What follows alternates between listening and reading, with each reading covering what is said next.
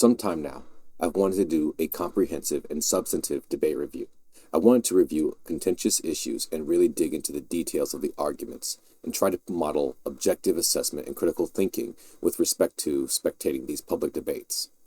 To that end, this is my review of the debate between Destiny and Matt Dillahunty at Modern Day Debates DebateCon 2 on the topic of abortion. There are 3 parts to this thing. The video you're watching now is the main event, but there are 2 more supplemental prongs. There's a detailed Google document breaking down my Steelman versions of the arguments in my responses. I color-coded my judgments on the individual points using green to indicate agreement, yellow to indicate caution or partial agreement, and red to outline rejection of the statement.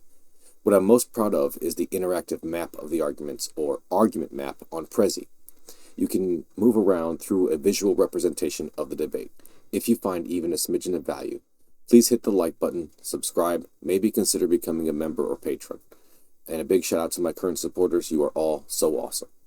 Please let me know in the comments if you think I was unfair, mistaken, or biased in my assessment in any detail, or if you think I missed something, definitely let me know. I want to hear your criticisms as well. I haven't covered every single detail, so I urge you to click the link in the description to watch the full debate if you haven't already. I've focused on the main arguments. I've skipped the Q&A entirely, so go there for the full context and nuance. Now, let's get down to the nitty-gritty and dissect the critical discussion.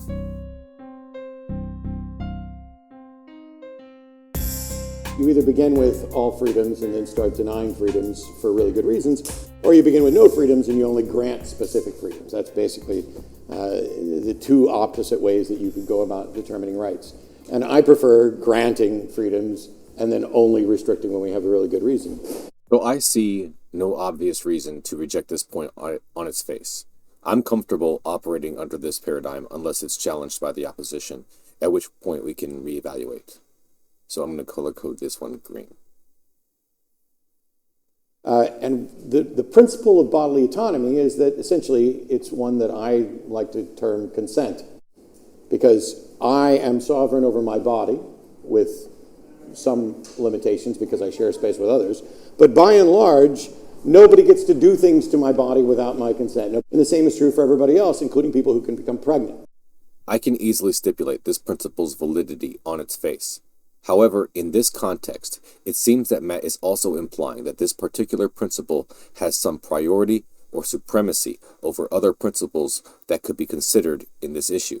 I find myself asking, how is this principle established as supreme? Are there truly no situations which negate an individual's bodily autonomy? So that's why I've color-coded this one yellow. It doesn't matter to me then whether or not the fetus is considered a person or not, and so these arguments about personhood ultimately become irrelevant. I concur that personhood is irrelevant. If I entertain the opposite notion, that personhood is discriminatory, that can be reworded as, the fetus can use the mother's body without her consent because it is a person. Ad absurdum, personhood grants the right to the use of the bodies of others. Does personhood grant the special right to use others' bodies categorically? I'd say obviously not. Personhood does not grant someone an inexorable right to life. Mass murderers, terrorists, school shooters, etc., all persons, all having forfeited their right to life. And when we start to say that a fetus does have the right to use someone's body, we're granting them special rights that we grant to no other human beings. I don't care if it is a person, it doesn't get to use your body. All it leads to is an argument about where personhood begins. And what is personhood?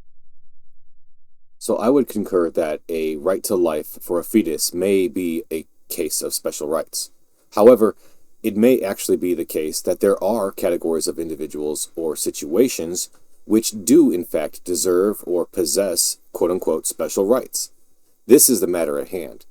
And on the other hand, maybe special rights should not exist, or maybe they should, but they are not applicable here. Or maybe there are special rights conveyed to the fetus, but those rights do not meet some specific threshold to overwrite the rights of a pregnant person. That's what must be hammered out here. So I've color-coded this one yellow. Consent to sex is not consent to pregnancy. Consent to sex is consent to a risk of pregnancy, which has a number of different ways to alleviate it.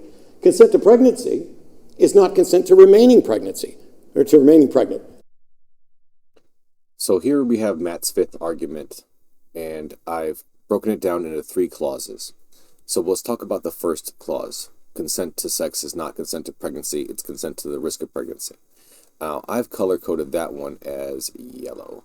And the reason for that is that I might concur, but I think it depends on the level of informed consent given to sex and the mode of the sex that has been had. For example, anal sex is certainly not consent to pregnancy. So, similarly, I think that any attempt at contraception is an explicit disconsent to becoming pregnant.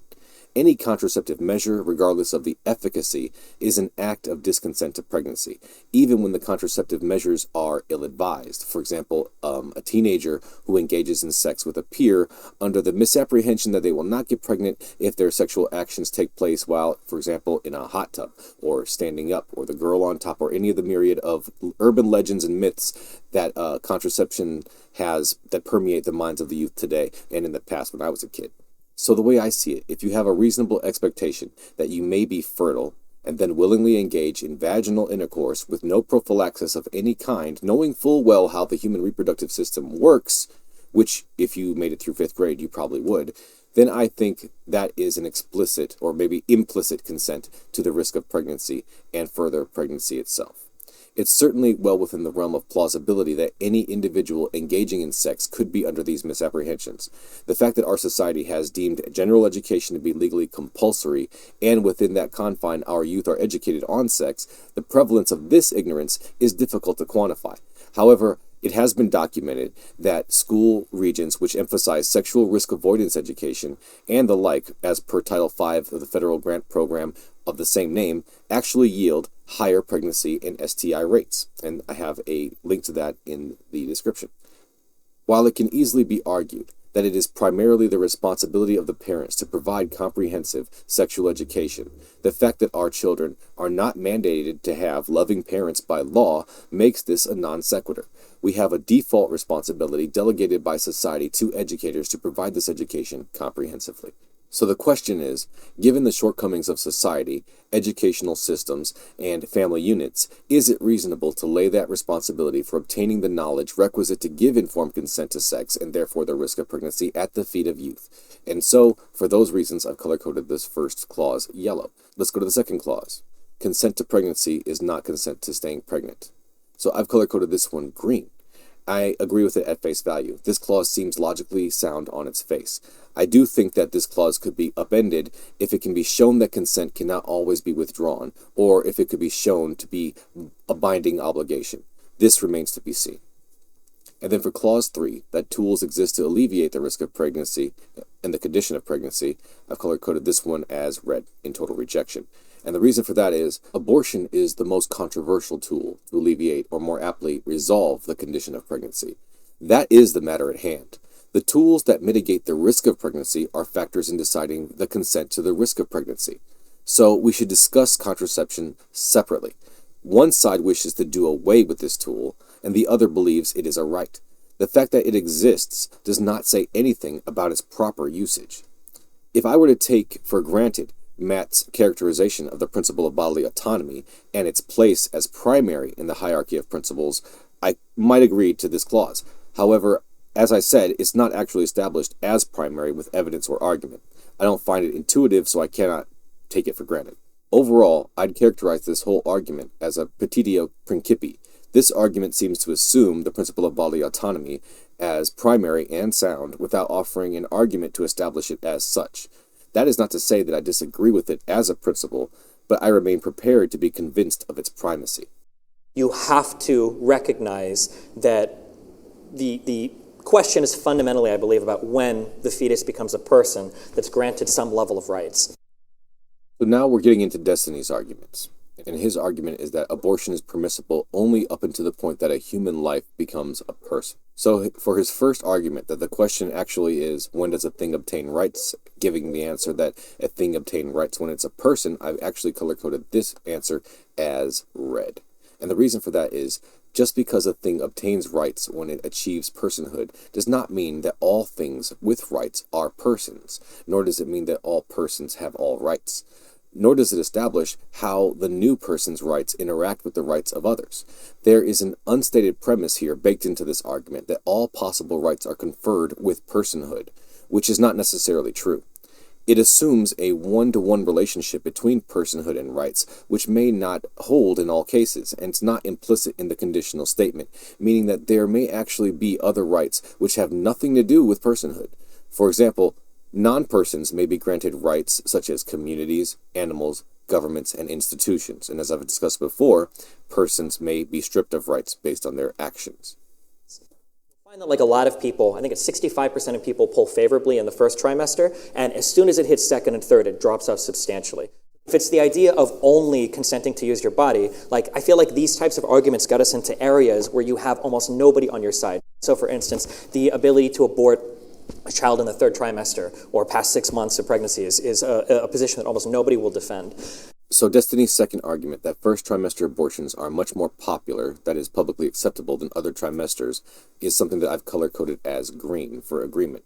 And the reason for that is, at face value, it does appear to be the fact that is the case. Research has shown that at around 56% of Americans are in favor of abortion, with the caveat that gestational age is a deciding factor. So clearly this is a factual claim. Just because you have the right to an abortion doesn't mean you have the right to actually kill the fetus.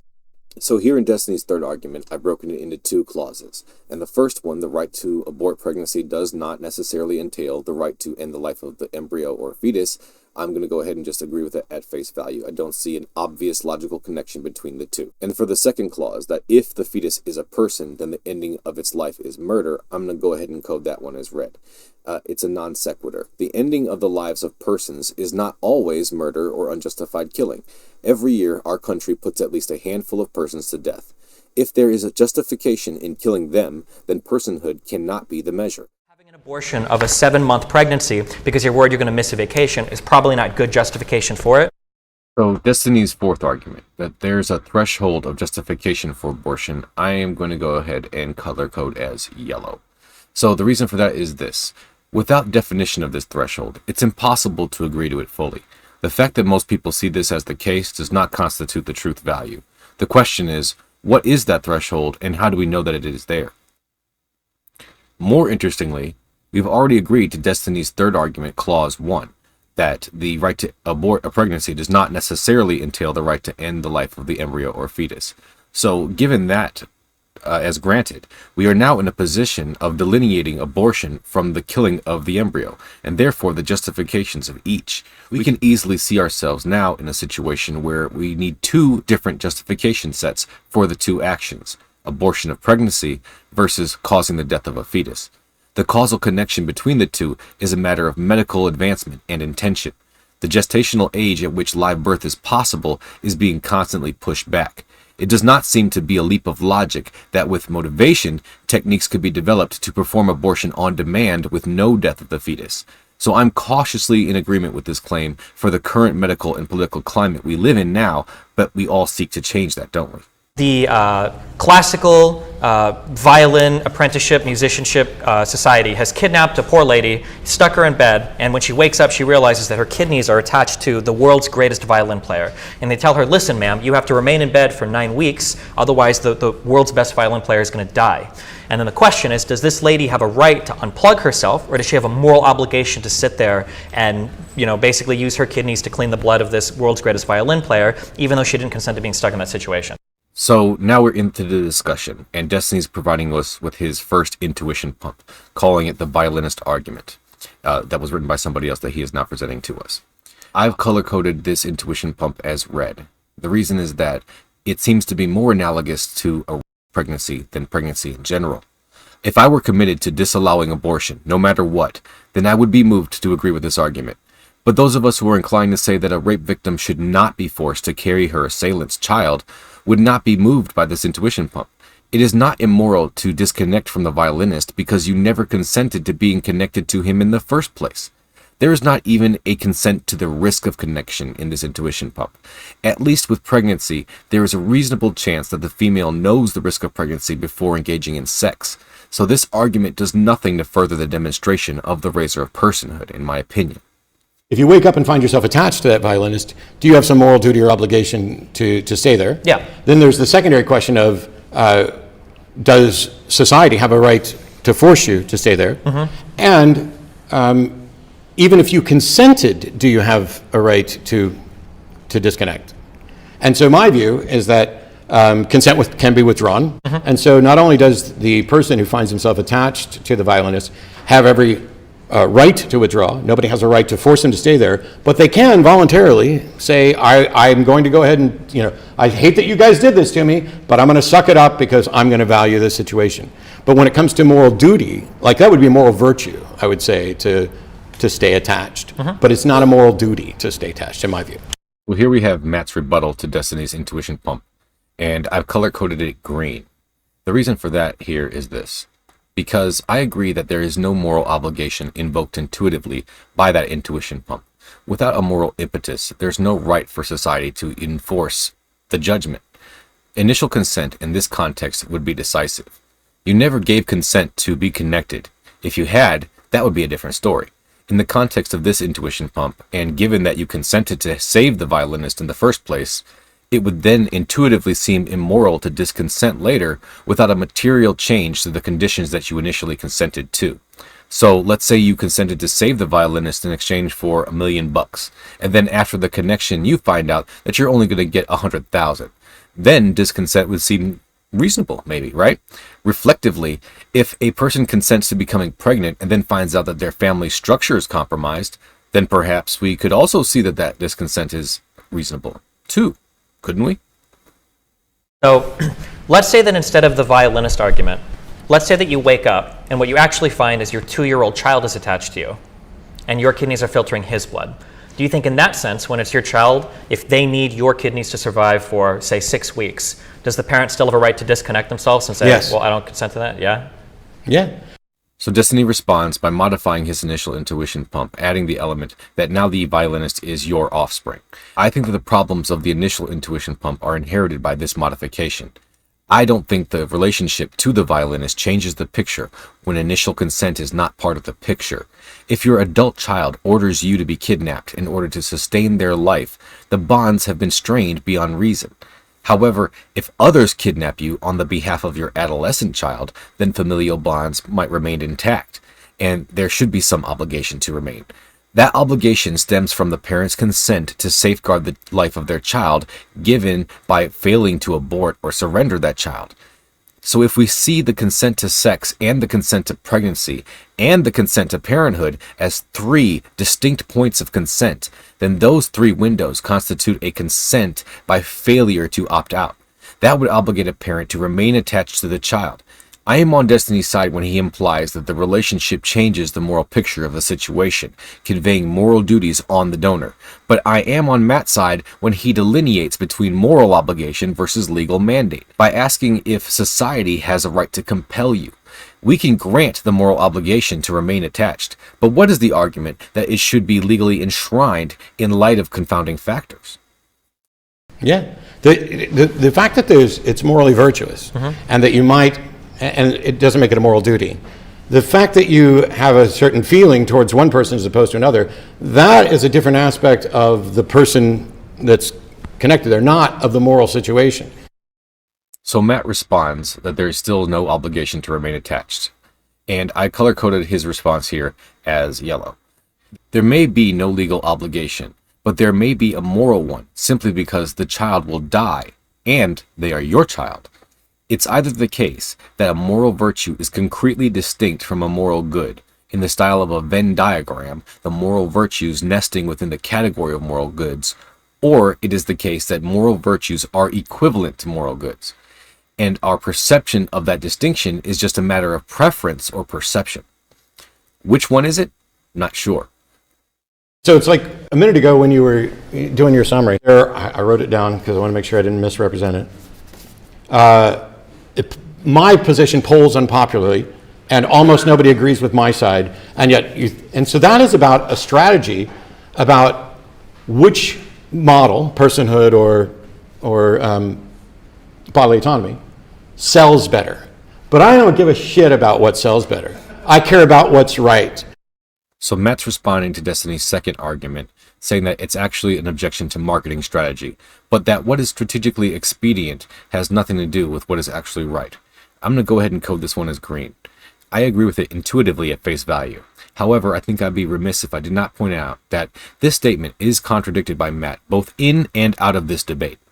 The statement, "I care about what is right," is clearly a declaration of moral and therefore not necessarily legal concern.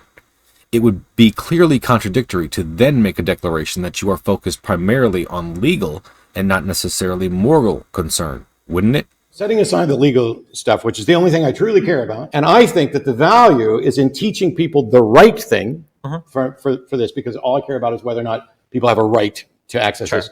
The moral question is a little more complex, and I, have largely shrugged it off. But I don't give a shit about what sells better. I care about what's right. Perhaps Matt is saying that his moral concern takes precedence over his concern for optics at this particular juncture, but that both are subsumed by his concern for legality overall. But that isn't clear at all in this segment. The issue is that a judgment of any kind presumes moral consideration as a determining factor. For example, if I say abortion should be legal, I am implicitly saying it is moral that abortion be legal. I think that what is legal reflects the mean moral judgments of us all, and therefore the distinction is only relevant in certain contexts, this not being one of them.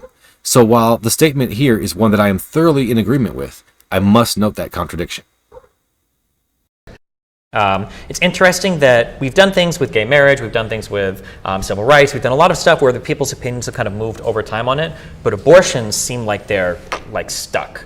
But on the pragmatic side, I think the majority of Americans, I think, could come together on a federal protection for first trimester abortions. Past that, people are just going to look at you like you're crazy. And maybe we could educate them.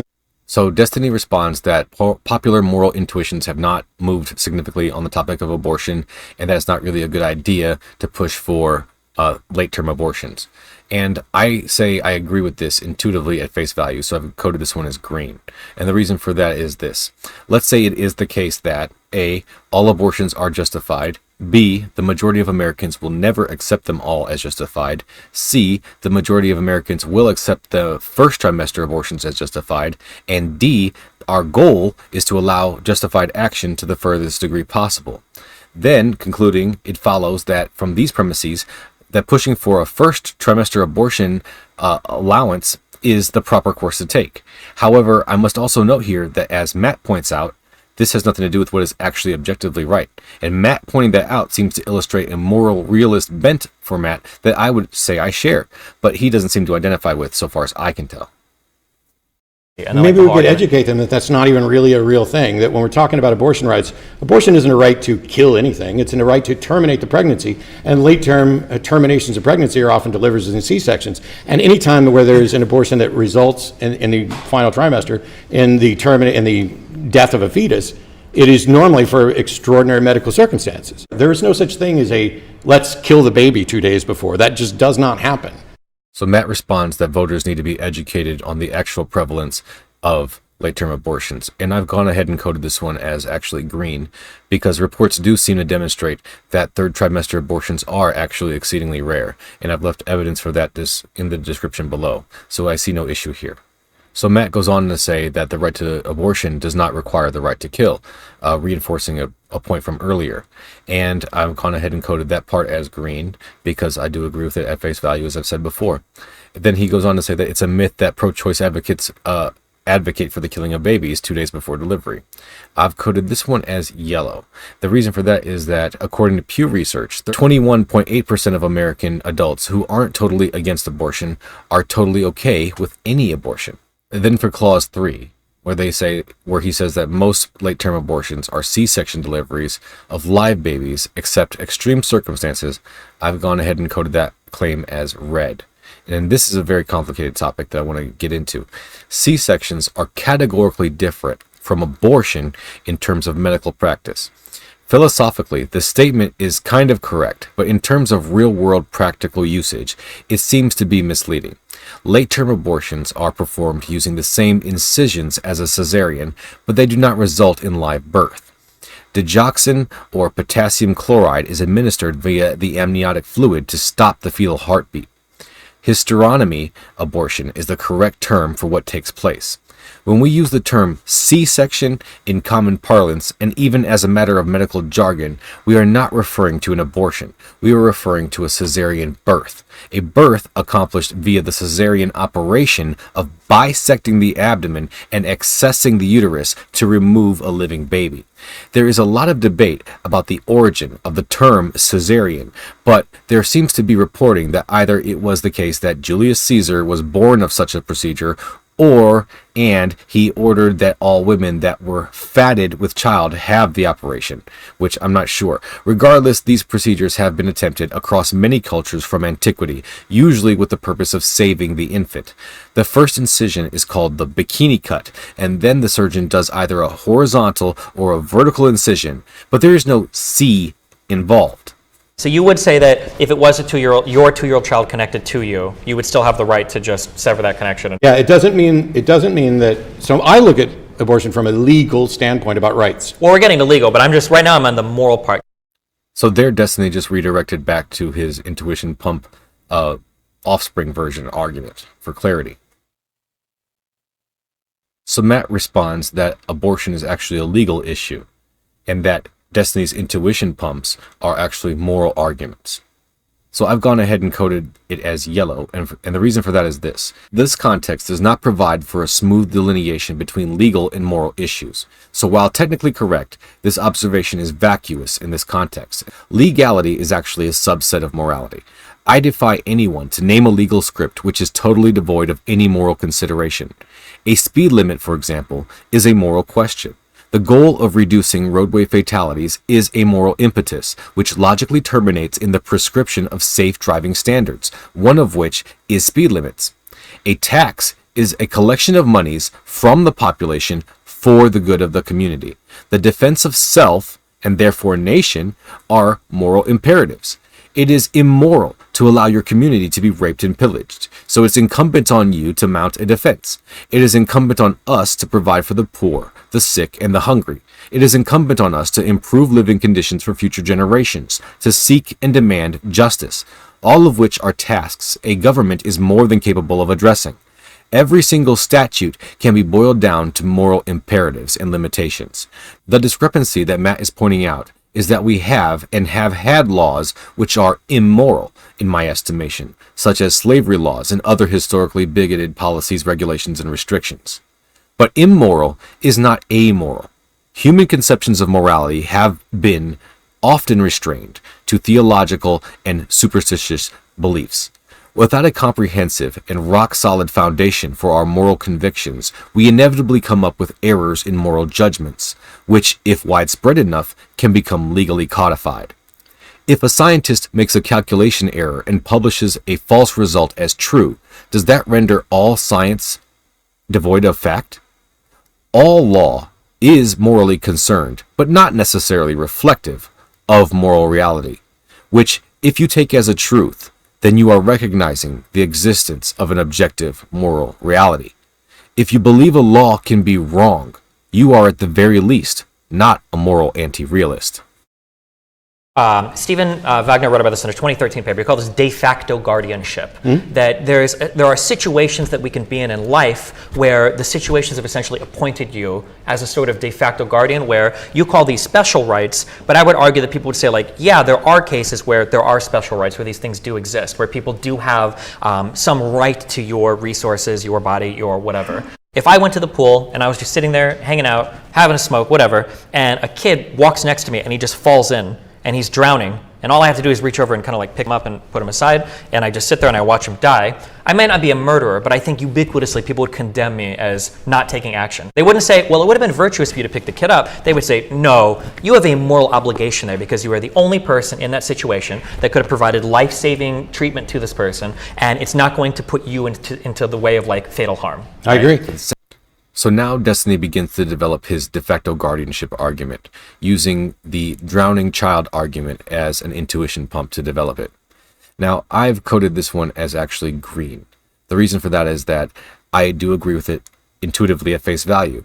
While the philosophical underpinnings are not well established here, if we assume that there are moral incumbencies regarding others at all, which I might, this seems to follow. So I think these three tenets of like de facto guardianship can be used to argue for a fetus that exists inside your body that you have the ability to bring to term. You are the only one that can provide such an ability, and it generally won't cause you seriously bodily harm. And if it does, most people, almost everybody is in favor. Even the strictest of Catholics I've spoken to will say, yeah, if the life of the mother is going to be destroyed, then the mother can of course terminate the pregnancy. I think most people agree with that. So here are Destiny's three tenets of de facto guardianship. 1, you have the ability. 2, you are the only one with that ability. And 3, doing so won't cause you permanent harm. I'm going to go ahead and mark this one green, and I don't think that there's any reason to reject it at face value at this point, but we'll see where it goes. I tend to draw a distinction between moral duty and moral virtue. And yes, if a kid falls into the pool next to you, I would argue that if there is no risk on your part at all, that you have a moral duty to make some minimal effort to save that kid. That's not the case with pregnancy, because pregnancy is not a minimal effort. Pregnancy fundamentally changes the person who's pregnant forever. Carrying a child to term changes their body forever, comes with considerable risk, has hormonal changes to their body, physical changes to their body. This is not the same as reaching over and picking up a kid. This is saying, I'm going to commit 9 months of my health, putting it at risk for this. I don't know that you could, it would be like saying, okay, there's a kid drowning in the pool, and you need to rescue him, but the first thing you got to do is dive underwater and swim 100 feet, pick up the kid, hold him there and float for hours, risking whether or not you can drown, and then hope to be rescued. That's closer to pregnancy, and it's still not there. Sure. So Matt rebuts by saying that he agrees with the basic premise, but rejects the equivalence with abortion. He says that pregnancy is not picking a child out of a pool or pushing them out of traffic or some other easily accomplished task, that it requires significant time, emotion, and labor investment while sacrificing your physical integrity and mortal risk, and that it comes with permanent bodily change. So I've coded that part as green because I do think that is actually correct. He goes on to make the argument by making in his own intuition pump, which is the modified version of a drowning child example. He says that a child is drowning, that you are the lone witness, that the distance is great, and once you reach the child, you'll have to keep them afloat while treading water for an indefinite amount of time, with questionable hope of rescue. So he's modifying the intuition pump that Destiny gave to bring it to a more analogous state with pregnancy, and it still falls short. Therefore, the special right of a fetus to override the principle of bodily autonomy can't be derived from that example. So that's his argument, and I'm coding that as green because I do agree with it. I'd say that Matt's point here is very well taken. It does the job of diffusing the power of the de facto guardianship in the case of abortion, because when the example is modified to be more analogous with pregnancy, changing the drowning child example from what seemed like a reasonable illustration of a principle to a reductio ad absurdum, this intuition pump shows that the third tenet of de facto guardianship is not satisfied in the case of pregnancy, and therefore cannot be used to prohibit abortion of pregnancy. So I agree with you, but I wanted to look at this as the principle of, because I've noticed you use this argument a couple of times, that when people talk about the fetus, they actually give it more rights than a normal person. You're not just giving it normal human rights, you're giving it super rights to the right to somebody else's body. Yeah. But I would like to point out that I feel like there actually are times where people do have those like super rights, that there does exist this social moral obligation between certain people that are appointed to these de facto guardianships where they alone could save somebody's life with relatively minimal effort, and it wouldn't just be morally virtuous, it'd be like a moral obligation of them to do so. So here Destiny refers to his fifth argument and Matt's third argument. It makes the claim that de facto guardianship actually imbues the fetus with special rights. He asserts this as his claim. Now, I'm going to go ahead and code this one as red, actually. The reason for that is this. De facto guardianship tenet 3 is unsatisfied, as we've just said. Matt's intuition pump modifications make it clear that in the case of pregnancy, permanent harm of some kind is likely, if not certain, and if all three tenets are required, as I think it should be, then de facto guardianship is just not applicable. But moral obligation and right are two different categories. Right is the legal aspect that I was talking about. Moral obligation and moral duty have nothing to do with rights. True. You don't have a right. So Matt goes on to rebut by saying that it's a category error to confuse legal rights with moral obligation, that duties have nothing to do with rights. Now, I'm going to code this one actually as red. Categorical members and subsets inherit the traits of the wider category of which they are a part. Legality is a member of the category morality. Therefore, legal constructs inherit all inherent and necessary traits of morality. Additionally, the framers of the United States of America regarded rights as emanating from a creator or inherent to humans, and therefore not legal constructs at all, at least according to the text in their Declaration of Independence. The American system is actually designed as Matt initially described, beginning with all rights, freedoms, and then restricting them as necessary. The Constitution limits rights of the government and gives specific protections for the specific rights of the people and states, but it does not claim to generate them. The Declaration of Independence for the United States of America specifically states that the rights of the Americans are endowed by their creator. True. You don't have a We're right not at to rights morality. yet, but in order to, so in my opinion, law is downstream from morality. So Oh, before, but So Destiny responds by rejecting that legal moral distinction, and of course I'm going to code it as green, as agreeing with it at face value because of the reasons I've just stated. but we don't merely legislate morality. we don't. And Being an so asshole's not there are illegal. laws I'm that not in have jail. nothing to do with morality, and there Sure. are morals that have nothing to do with law. But what you said was, I make an argument saying, oh, you're giving special rights to the fetus, but there's a situation where you have a moral obligation. Special rights are rights. Moral obligation is separate from rights. Gotcha. I guess when I'm using So Matt responds that there's a legal moral distinction, that laws exist which have nothing to do with morality, and gives the example of speed limits, and then goes on to say that it does not follow from the de facto guardianship principle that legal rights of bodily autonomy can be infringed upon. So for the first part, I'm going to code that as red. That laws have nothing to do with morality. Obviously, I disagree with that. As I've stated, there are no laws which have nothing to do with morality. All laws are the result of someone or someone's idea about morality. They are distinct, though, because no human has access to absolute morality, and therefore no human could craft a perfectly moral law. No other human could recognize it as perfectly moral if they somehow did. There will always be apparent fissures between what is considered moral by some or even most versus what is enshrined legally. What is legal is that which has reached some minimal consensus and compromise as to what is moral. And for the second clause, that it does not follow from de facto guardianship that bodily autonomy can be infringed upon, I agree that does not necessarily follow. So I'm going to code that part as green. Obligation is separate from rights. Gotcha. I guess when I'm using rights here, I'm only speaking in the ethical sense so far. Sorry. If I talk about like a right that you have as a person to be not killed by another person, I would argue that's like a type of moral right that you ought to not be murdered by another person. Sorry, I'll be clear there.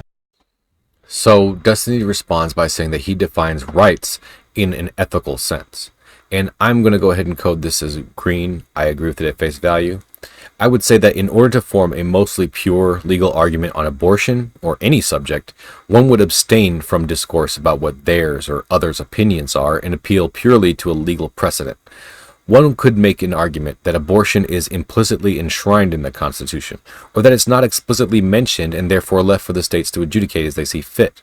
Indeed, these are arguments that people make. It has its purpose for moving those who carry some strong personal connection with America and the Constitution. But for many of us who do recognize the real distinction between legality and morality, these arguments are unsatisfying. There are perhaps two kinds of people in this world: those who care about what is good for them, and those who care about what is actually good. This is why I've drawn a distinction. Sorry, this is why I've drawn a distinction between legal rights and moral virtues and duties. Sure, But which is go fair. ahead. So and then the only reason I say this is because when we talk about legal stuff that gets enshrined in law, there's like a kind of a group consensus on morals and ethics that eventually downstream make their way into like what is legal, generally speaking. Right? Yeah, hopefully. That's the dream. So Matt redirects back to his moral legal distinction, and then Destiny returns his volley and responds that laws are codified morality, and that laws are morals which have reached consensus and acceptance, which is an idea I have claimed my agreement with already. So again, I will code this as green. That's the dream. What is it though? What? Would you want to legislate everything that you view a moral duty? For moral duties, probably not everyone, but some of them should be. And in the case of abortion, I don't believe this, but if you feel like it is a person from the moment of conception, this would probably be one of the most important things to enshrine in law. So Matt asks Destiny the question, what would you want everything that you deem moral to be legislated? And then Destiny gives the answer that clearly not everything, but if it is a question about killing a person, that would be one of the most important morals to be legislated. So I've coded his answer there as green. I think that it's clearly obvious that if we're going to talk about killing a person, that is a moral question that needs to be discussed. So I agree with it intuitively at face value. What's the foundational principle that allows you and me and us to get together and say, you're pregnant and you're staying that way? If you are engaging in sexual activity, you are consenting to the idea that there is some percentage chance that you will become pregnant. And if you do become pregnant, to kill a fetus because of your action, that you knowingly knew that like something could happen, I think that part makes it fundamentally different than saying, like, oh, well, now you're enslaved to do this, you have to do this, when you knowingly made a choice to get there. So Matt asks the question, what is the principle that allows society to dictate the use of anyone's body? My Steelman version of Destiny's response is this. Consensual sex is consent to the risk of pregnancy. Consent to the risk of pregnancy in consensual sex is an intentional act. If consensual sex results in a fetus, that fetus is the result of an intentional act. It is immoral for a person to kill a fetus whose existence is the result of an intentional act of that person. So I code his answer as yellow, and the reason for that is that I've thought long and hard about it, and the underlying question I think that's being asked here is this. What principle could possibly usurp the principle of bodily autonomy as primary? It seems to me that the one that might do it here is the principle of duty. It is that there is good and there is bad, and you should do good and not do bad, and those are your duties. Moral systems function on conceptions of duty. It is the principle which has served to bridge the is-ought gap functionally since man first pondered the reasons for his actions. No community of agents can function in harmony without a conception of duty. The president of the anti-moral realist society of the world has a duty to his constituents. The treasurer has a duty to not embezzle funds, and every single member of that society would be on a warpath if either of those officials shirked their duties. So there is no such thing as someone who, that is not a total psychopath, does not regard and recognize the primacy of duty in some way. It is even baked into the debate here. Matt's arguments hinge on the duty of us all to respect the bodily autonomy of others. Bodily autonomy itself is worthless if there is no duty to respect it.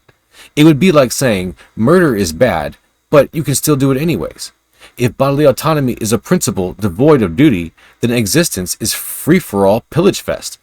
I decide I want to use my autonomy to inflict myself on others. They decide to use their autonomy to try and stop me. A bloodbath ensues, and eventually I'm killed, and once again the concept of duty emerges from the emotions of the majority who killed me, because they didn't like how I used my autonomy. Ethics is an inevitable emergence from the interactions of agents.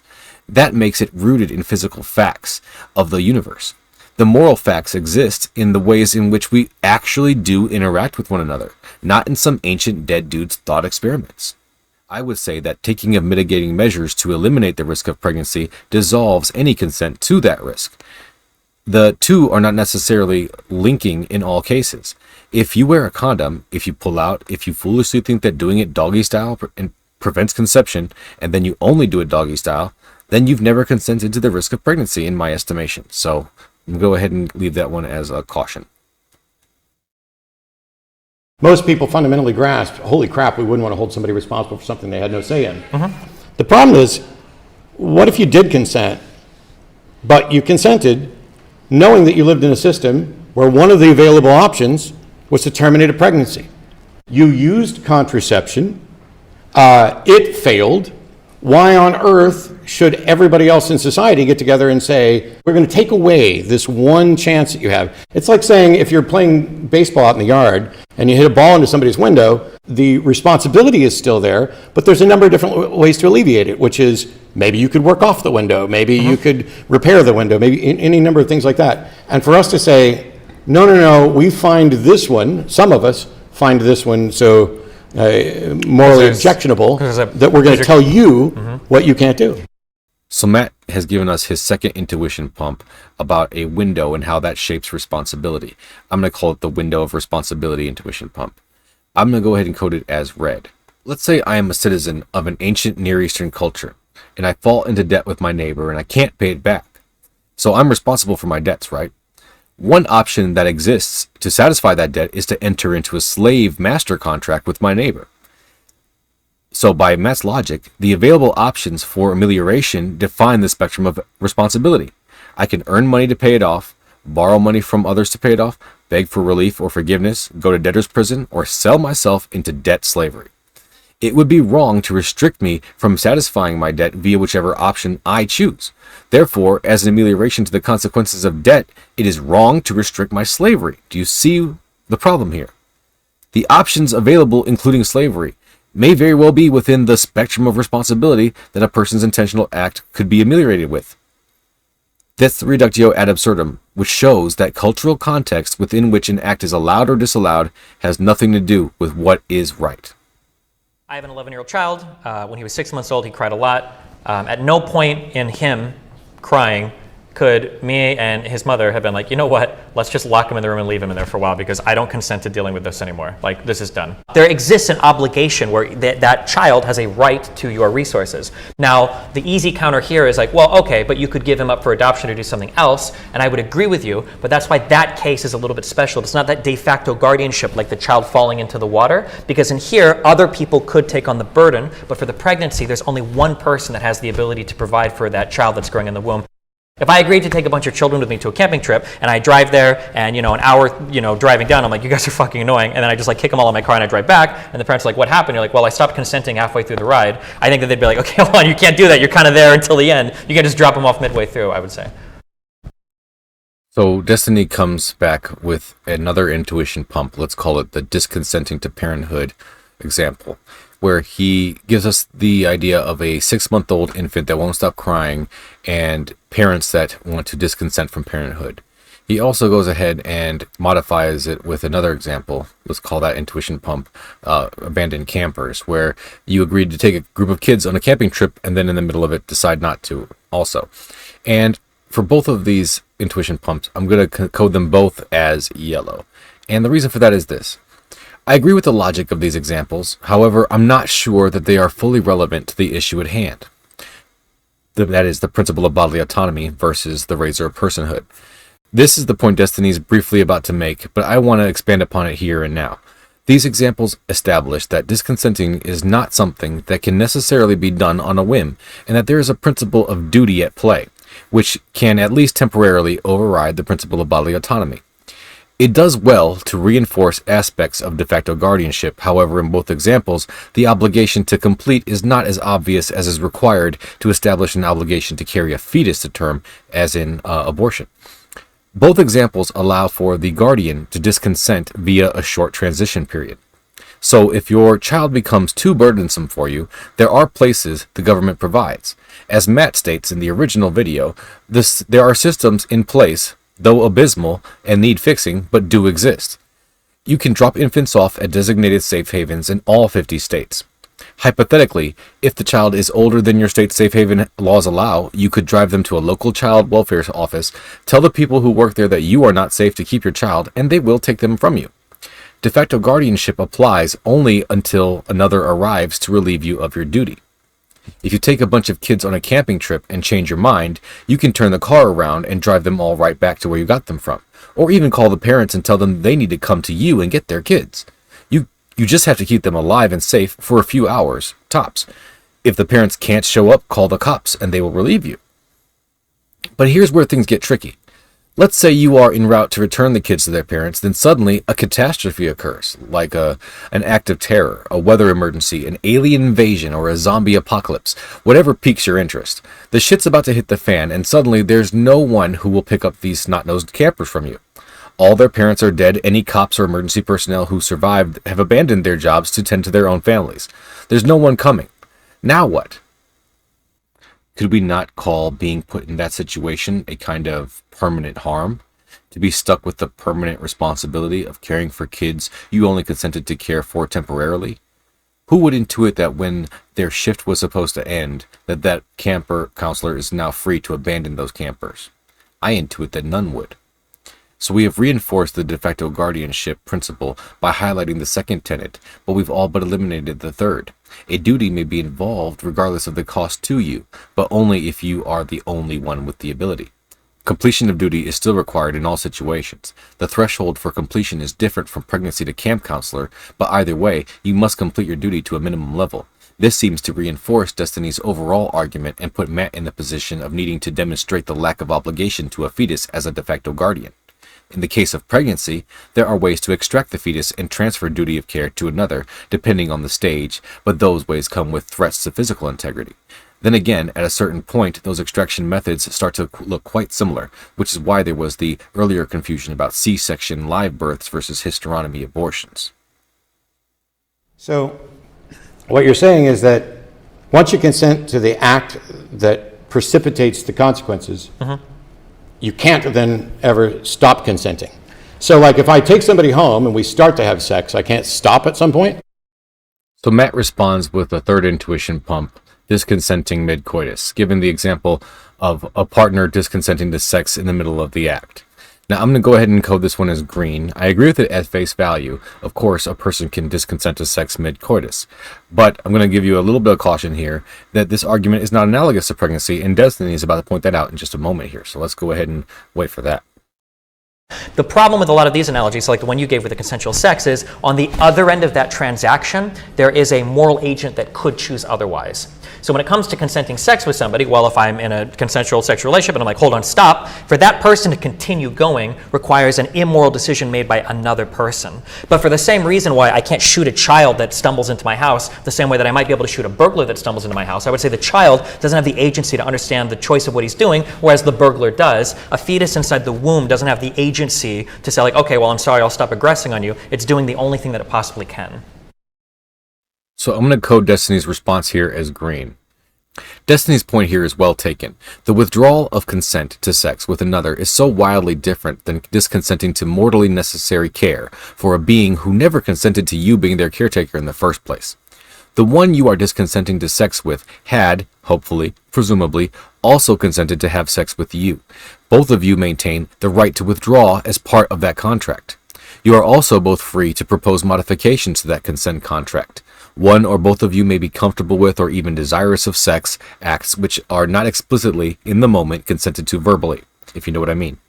Perhaps one of you enjoys having your autonomy suspended so that you consent to having your explicit pleas of disconsent ignored unless a specific safe word is used. These options are both only possible in an ethical light because they are negotiated by participants who both are able to give consent in the first place. If we have a system where there are ways in which for an individual to withdraw consent, why we say you can withdraw consent to here and then you have to stop. You could give your child up for adoption. I don't know how personhood solves a problem with the bodily autonomy argument if what we're going to say is once you've had sex, no matter how you had it, as long as it was consensual at all, you can't then remove consent to remaining pregnant. So there's a risk to becoming pregnant, and that comes with some ways to alleviate that risk or eliminate that risk. Abortion is one of them. So I've coded Matt's response here as red because, as I tried to illustrate earlier with the example of slavery as a fix for debt relief, a relief mechanism can and should be removed if we find out that it's offensive or morally wrong. It's a little begging the question, I think, because if we're arguing whether abortion should be okay. We're not saying, like, well, it's okay to do it because you can get an abortion, because that's like the subject of the... So Matt redirects back to the window of responsibility argument, and Destiny points out that this is begging the question. Now, I've coded his response here as green here, for the most part. Intuitively, at face value, I would agree. Again, I tried to construct a steel man of the argument that's being presented here. So Destiny is calling out the petitio principii as he judges Matt to be making. I tend to concur. So I've provided what I think is the strongest syllogistic form of the argument Matt just made. And you can let me know in the comments if you think you have a stronger version or if I should have made it a little bit differently. I'm sure there's plenty of room for improvement at this point. Still, it remains that I think the argument, because abortion is already available, it somehow means it's wrong to ban abortion, is catastrophically flawed. And I agree, I do think it is wrong to ban abortion, but I do so because of moral arguments about what should and should not be legal, not because the abortion is good in and of itself. No, if we're talking about the moral responsibility of someone engaging in an act with certain consequences. Yeah. You don't get to eliminate the fact that there are options for those consequences. Yeah, but we're arguing over whether. So I'm going to go ahead and code Matt's response here as read. Abortion is, disputedly, one of the options available when dealing with the responsibility of becoming pregnant.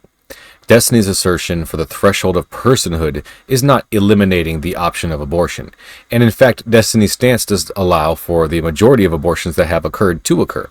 This is modifying the criteria for which it can be applied, in the same way that the Emancipation Proclamation modified the criteria in which slavery can be applied, so that today it is only legal upon conviction of a crime here in America.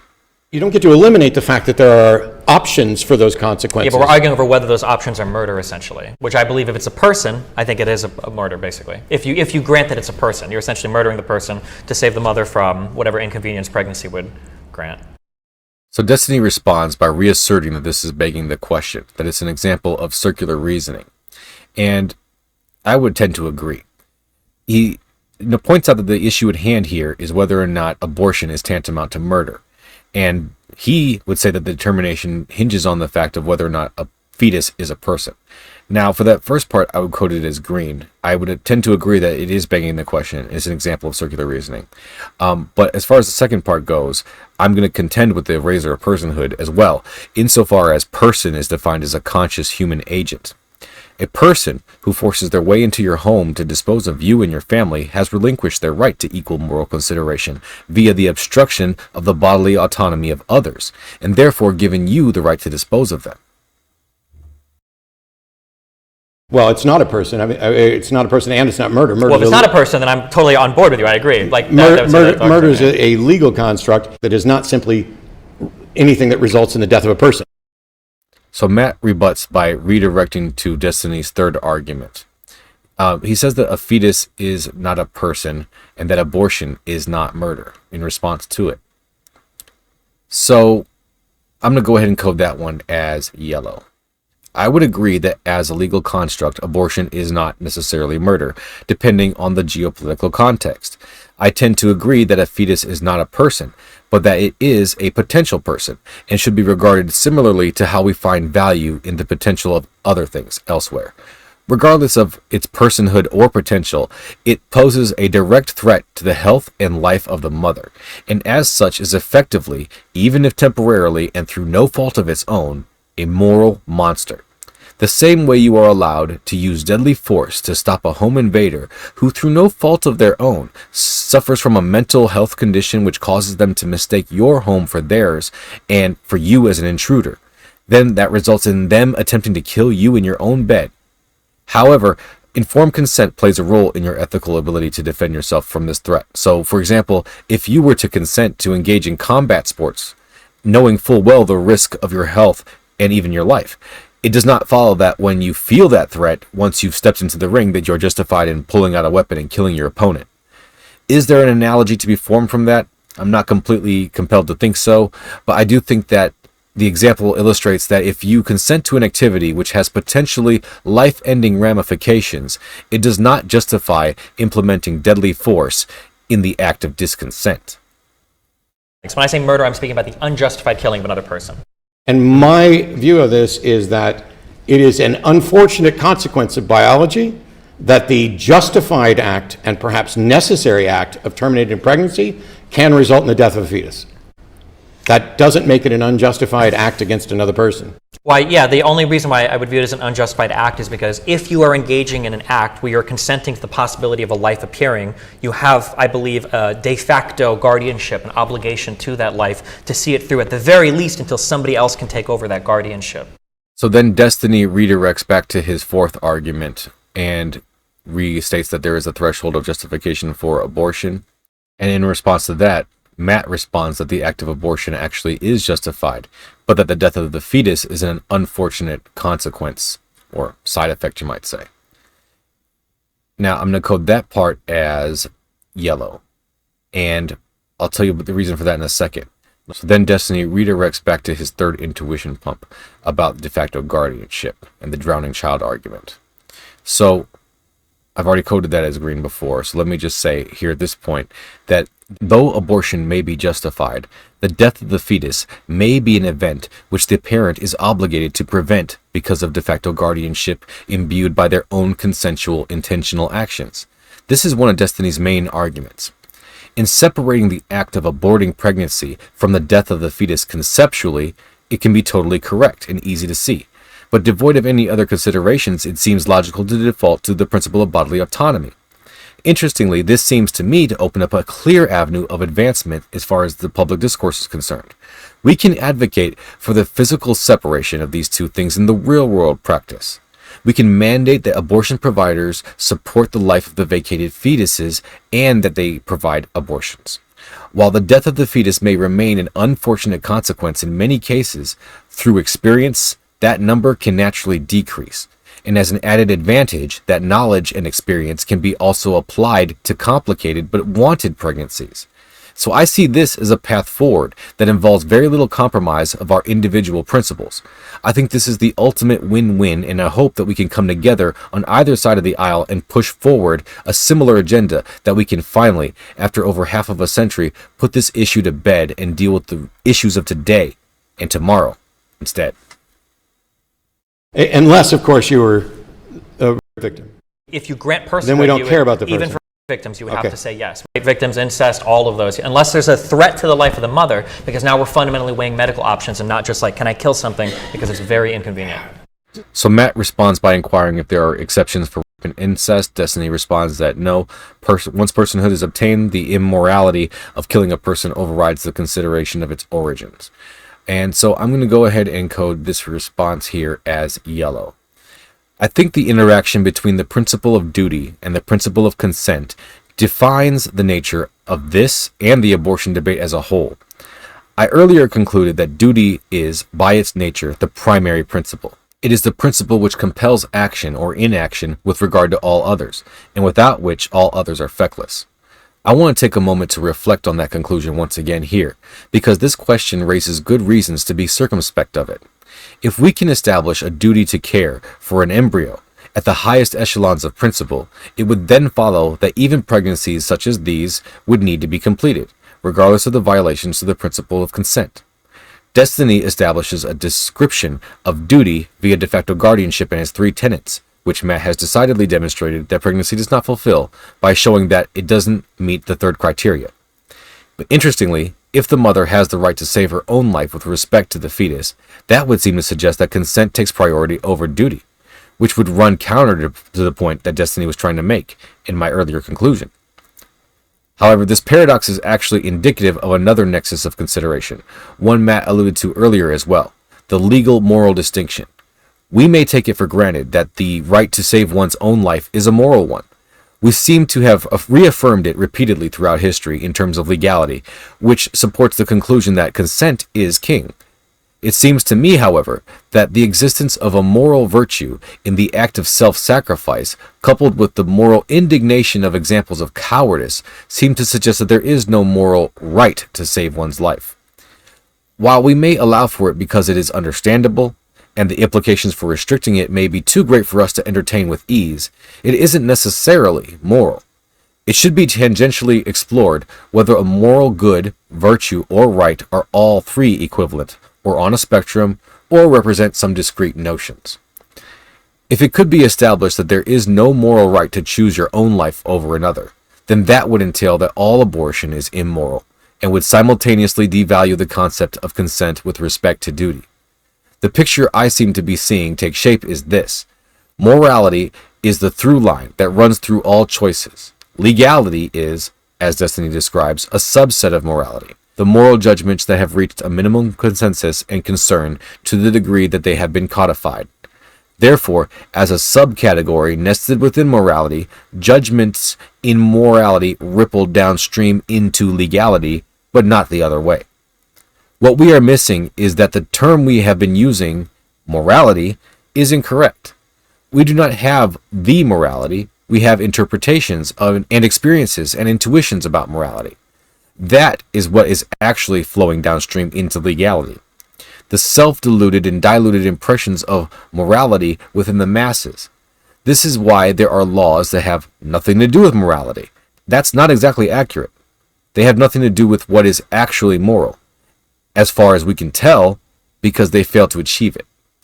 Laws all have at least one thing to do with morality. They represent the interpretations and experiences and intuitions about morality of those who created them.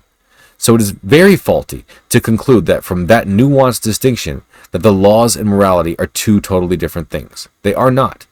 Therefore, even if there is a moral obligation to self-sacrifice, and even if duty trumps consent morally, it is not clear that it should also legally be that case. Because we have another principle that intersects with these, civil liberty, or freedom. This is the principle which tempers duty and gives value to self-sacrifice. When we value freedom of a similar echelon to duty, requirements for consent are the product. A sacrifice of self given freely is far more valuable than one given under duress or coercion. Consent is why some things that are immoral cannot be legally banned. To place duty above freedom is to destroy freedom entirely. Freedom is the principle which underwrites the concept of autonomy. If it sits above duty, then so does autonomy, and therefore Matt's assertions of the principle of bodily autonomy would be totally justified. So the question is freedom actually good? Consider the concept of good devoid of freedom. As I stated earlier, it is freedom that gives value to sacrifice, and it has similar relationship to goods. Of all the things I could do that anyone might consider good, they are immediately diminished when there is compulsion involved. Yes, it's good that you wore a mask and did not spread contagions, but if you were compelled to do it, it's not as good, is it? It's good that you helped that old person across the street, but it's kind of bad, though, if I held a gun to your head and forced you to do it. If all life is just pre-programmed biobots, then there is no such thing as good, in the moral sense. There are no agents to enact it. Goodness requires agency, and agency requires autonomy. Therefore, freedom, even if used for ill, remains a necessary condition for good, and therefore is good in and of itself. This is about terminating a pregnancy, and in the future, there may be ways to terminate a pregnancy that don't necessarily result in the death of a fetus at that particular time. Potentially. But that's the biological fact right now. And so what we seem to be saying is, if you view it as a person, anybody who gets pregnant is just screwed. You no longer have control over your body. Everybody else in society who disagrees with you about whether or not you should have control of your body is going to take control of your body. So Matt responds that just because a thing is a person, that doesn't mean it has the right to use another's body. And I've coded this response here as green. If it were the case that people could use others' bodies without their consent because they are persons, then that would lead to a free-for-all of all persons being able to use other persons whenever they'd like. If there's any value in personhood for this determination, I don't see it here. There are obligations that we have as like humans, I think, to other people sometimes, especially to children. And there is an obligation that exists there. You can't just abort the obligation. If a mother decides to have a child and you're a father and you pay child support until the child turns of age, like I think that is an obligation that, one, we already have a legal precedent for, but aside from that, we already have moral precedent for. I don't think you can just erase that while acknowledging that the fetus is a human. So Destiny responds that duties to others exist, especially obligations to children.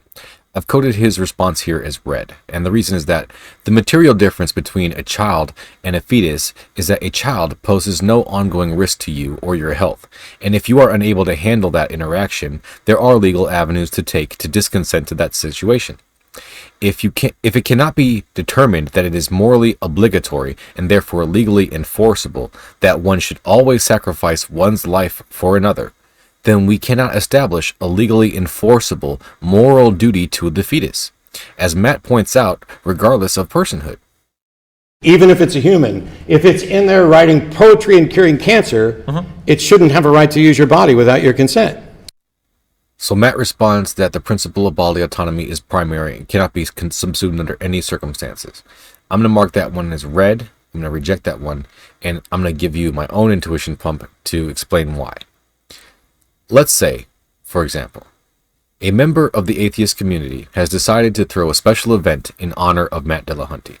They are calling it Blue 42s, and it's going to involve a feast and celebration of Matt Dillahunty and his achievements and contributions to the community. The location is off the beaten path, so he must travel to it. And before he gets there, he comes across an injured motorist on the road bleeding to death. He gets out of his car and, using his body, stops the bleeding coming from his shattered femur and arterial bleed by applying pressure with his knee and his body weight. He calls emergency services and they inform him that they are on the way, but due to road conditions, it will take them a while for them to arrive. He waits there for a while, for a very long time actually, and at a certain point he realizes that he is so late for the event that he's about to miss it entirely. There's no sign of emergency services coming down the road, and so Matt decides to get up from the pressure point that he is applying leverage to and walk away off to the event. Is Matt a moral monster, or are his actions understandable? I think that this intuition pump here seems to illustrate that duties can be imposed upon us by circumstances beyond our control and without our consent. Matt had a moral duty to stop and tend to the motorist in the first place, which in this illustration he obviously felt as he stopped and rendered aid.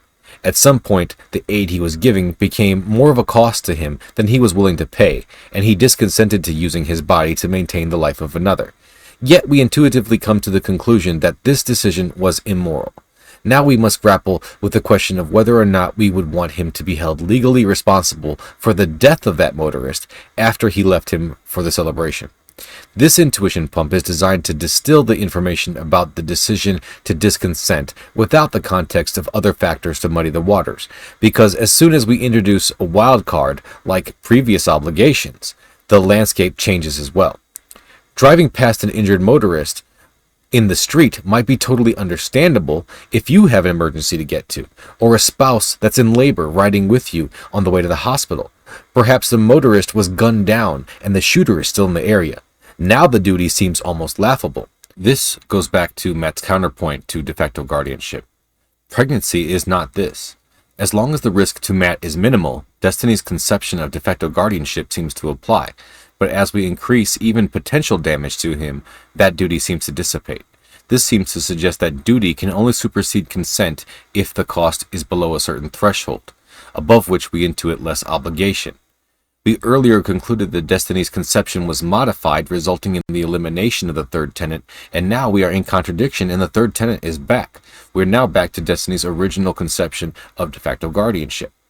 It's either the case that obligation dissipates with risk, or that they remain regardless of our awareness.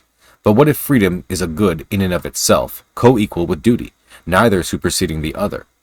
Then the freedom to choose good is just as important as the duty. So one's freedom not to choose good is also just as important as their duty to choose good. It would also mean that the duty is unaffected by freedom. So, you may have a duty to care for an embryo, but your freedom to choose not to care for it is equal, and therefore we have no right to impose. Okay, so going back to this 2013 paper by the Steve Wagner guy, he posits Mary's cabin. So a woman wakes up and she finds out that she is in a blizzard. She's locked in a cabin for 6 weeks, and she'd just given birth to a baby. She wakes up, she looks over for everything, finds a note, and it says, listen, your child is in another place and it's safe. There's another child in another room. You have all the food and supplies that you need, but for 6 weeks, you're going to be locked in this cabin, and that baby's with you. You're there. We'll let you out in 6 weeks. Everything will be okay. In 6 weeks, the police show up to the house. They plow all the snow. They open the door. Mary comes out, and they say, oh, my goodness, we've got you. The Association of Behavioral Psychologists kidnapped you for an experiment. We're so sorry. We're going to bring you out. How are you guys doing? And she says, I'm doing fine. And they're like, well, how's the baby? And she says, they're not here anymore. And the question is, what happened to the baby? And she says, oh, well, I let the baby starve. I didn't want to feed it. I'm like, well, you had all the means and opportunity to. You were the only one that could have. The question is did she have an obligation to provide nourishment for the child while she was there and the only one that could? I don't think most people would be comfortable saying like, well, it's not her kid, and yeah, if she really wanted to just kind of chill there and let the kid starve, it's okay because, that kid doesn't have a right to her body. I think people would say, well, in that case, she's the only one that can provide it. She does have not just a moral virtuous action, but like an actual moral duty and moral obligation there to provide for the safety and the nourishment of that child. Destiny gives us his fifth intuition pump, Mary's cabin, in bolstering of the de facto guardianship idea. And I'm going to go ahead and code this response here as green. The reason for that is that I think now that we have all three tenets of de facto guardianship back in play, this intuition pump can be accepted at face value. To me, this is exactly the same as the swimming pool thing, where provided there is no undue burden on that person, that puts them at risk, then yes, I think they have a moral duty to do that. And to shirk that moral duty, we can hold them morally responsible. Whether or not we can hold them legally responsible is another issue. Sure. It's not always easy to figure out where the limits of that moral duty are. I agree. And it's not relevant to whether or not especially relevant to whether or not we should hold people legally responsible and grant people the right to seek that remedy. So Matt responds that de facto guardianship is only applicable when the cost of the guardian is minimal. And I'm going to mark that as green because, as Destiny described it, it's not achieved here in pregnancy because there is permanent harm. And we've already established that that does diminish the duty. He also says that he agrees that there may be a moral duty at play. And we're going to mark that as green. I would tend to agree with that, obviously. Even if there's a moral duty at play here, it doesn't necessarily mean that there's a legal one to be enshrined. I would be a moral monster not to save that kid. Mm-hmm. And everybody on the planet would have a right to look at me and say, you are one of the most disgusting people ever. How could you do that? Mm-hmm. And yet, it's still an issue of my bodily autonomy and whether or not I'm going to put myself at risk. The cabin one, and let's just be as charitable as possible about it and say there's no extenuating circumstances. She just decided for no good reason, nah, I'm not going to do that. Mm-hmm. Then I would say she's immoral. But that does not mean that when you are saddled with the duty of taking care of someone else, that becomes a legal viability. Because bodily autonomy, I don't give a shit about morality with this argument. It's absolutely nothing but what rights and freedoms individuals have in a society. And the personhood argument is close. It's kind of, the personhood argument kind of walks a line to me, where it's like, it wants to tug on the heartstrings of, this is a person and we should value it, which I have no problem valuing it, but the other thing that I value is individuals' freedoms and autonomy. And when we start saying, I'm going to tell you what you can do with your body and what you can't, I have a big problem with that. And we're doing that for abortion. Mm-hmm. The question is the reason good enough? And then in response to Mary's cabin, Matt says that Mary may be morally reprehensible, but not necessarily legally liable, because the principle of bodily autonomy is not being put forward as a moral argument, but as a legal right that can't be encroached upon. I'm going to mark that part as yellow. And the reason for that is that it may be the case that Mary actually is legally liable. Good Samaritan laws exist in 3 United States states, Minnesota, Rhode Island, and Vermont. They require bystanders to provide reasonable assistance to someone in grave danger. Reasonable assistance can be as simple as phoning 911 in that case. In this particular intuition pump, one might even find her less morally reprehensible than legally liable, given the fact that she was kidnapped and forced into the situation.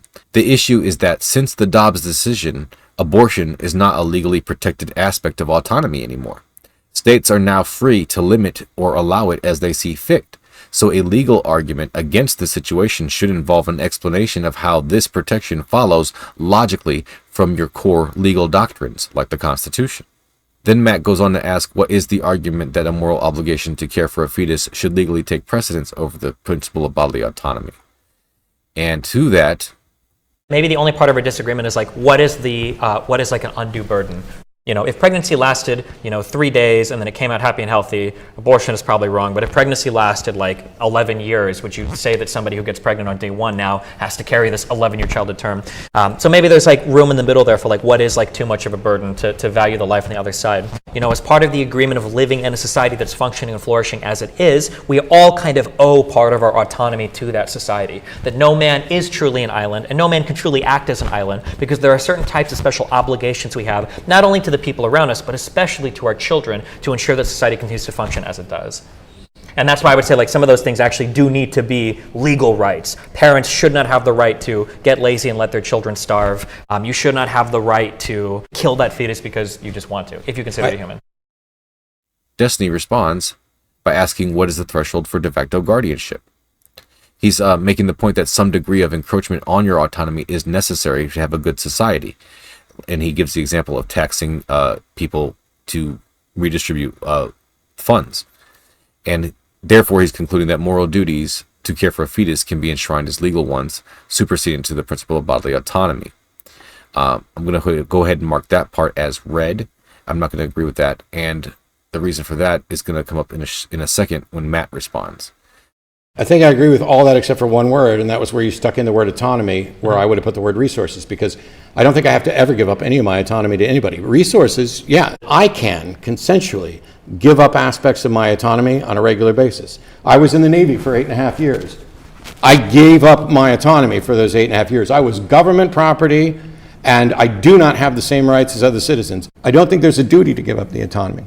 He responds with the idea that it is only the yield or the resources that you have that can be encroached upon, but your body cannot be encroached upon, that your autonomy cannot be taxed necessarily. It's not part of the situation, right? So I'm going to go ahead and mark that part as green. And the reason for that is that I am fine with the 3 tenets of de facto guardianship as they stand. But again, as Matt points out here, and I'll underscore, pregnancy does not meet the minimum standard for de facto guardianship. Matt's point that autonomy remains untouched is well taken here. We don't tax panhandlers, and we don't usually jail the homeless just for not producing income. You are allowed to not produce money in our society. You do have that right of autonomy. Let's say you open the door one day and a crying baby is put on your porch. Look around, nobody's there. I imagine you would say that in this case, at the very least, you have an obligation to bring the child inside because it's not a great cost to yourself. Start kind of like feeding it, providing nourishment. Let's say you call around, you can't find the parents for this child at all. Nobody seems to know where it came from. Child's maybe 1.5 years old. Maybe you can roll around a little bit. And eventually, let's say you call your local adoption agency, your local police. Nobody really has room for it. But if you want, you can stick it back out on your porch and nobody's going to arrest you for it, I guess. Do you think there exists some kind of moral obligation here where it's well, he showed up here, you have the ability to provide for it. You're not going to starve or anything. You've got, it's going to suck. Maybe the budget will be a little bit tighter. But do you think a moral obligation exists there to take care of the child as you see it? Destiny redirects by bringing forth one more intuition pump.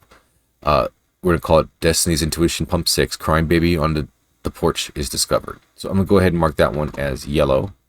And the reason for that, Matt's going to discuss in 1 second. His response is that if I open my door and there's a baby on my porch, before I touch it or anything else, I'm calling 911. Sure. And I'm not going to feed it because I don't know what that baby's dietary restrictions or requirements are or what it might be allergic to. That could be irresponsible.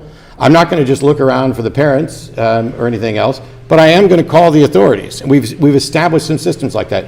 All of us, including me and Destiny, are guilty of making assumptions. And when we hear analogies, we assume things about the situation because we have a goal that we're going to, which is one of the reasons why I started this off by saying I don't have a goal of saving abortion rights.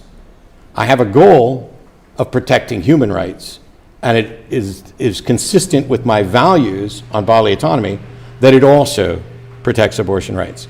At the end of the day, I'm interested in protecting the right, but I would agree, just so people think I'm not dodging the question, if I walk out my door and there's a 1.5-year-old sitting there, I'm calling 911, and provided it's safer inside than it is outside, which is going to be the case most of the time in Texas, I'm bringing the kid inside, and then we're going to say, okay, I'll start with water at some point because that's going to be safe. Okay. And I do, in fact, have a moral duty, just as I do to everybody in this room were something like that to happen. It doesn't matter whether it's a baby or a fetus or a person. And this is why personhood isn't a thing for me for abortion. Okay. his response is that the analogy is flawed. Many aspects of the care of the child should not be assumed. And I will go ahead and mark his response here as green. I concur with Matt's statement in this final intuition pump. It does seem to produce an intuition about de facto guardianship that is reflective of moral reality, but that reflection does not match the situation of pregnancy in a relevant way. The third tenet of de facto guardianship, that providing care will cause you no permanent harm, is not met. The question now is, who won the debate? Well, in terms of who I found most compelling overall, I tallied up my instances of agreement, caution, and rejection of each of the debater's statements, and as you can see, it's not too far off on either one, with Destiny achieving a better agreement percentage and Matt achieving a lower rejection percentage. Weighing out each acceptance with a 10, cautions with a 5, and rejections with a 0, we see that Matt edges out an ever so slight win, with a weighted overall argument acceptance rate of 40.00333 to an even 40 for Destiny. So, in conclusion, I'd like to summarize my takeaways from this debate. I have the following claims that I think I've distilled pretty well. 1. The principle of bodily autonomy is an extension of the concept of freedom. De facto guardianship is an extension of the concept of duty. Freedom and duty are co-equal. And so with all that in mind, we can synthesize a new position statement. We can say that we, as a society, ought to separate the act of abortion from the act of killing an embryo and allow for pregnant persons access to abortion on demand, while simultaneously requiring that abortion providers make their best good faith effort to preserve the life of the fetus. So there you have it. Consider the abortion debate settled, send this to everyone you know, and let's move past this. Now we have to argue about what to do with all the embryos. But that's a topic for another debate. So that's all I have for you today. Just remember, it's the bridges we build, not the bridges we burn, that give us the edge. Everybody have a great night, and thank you so much for watching.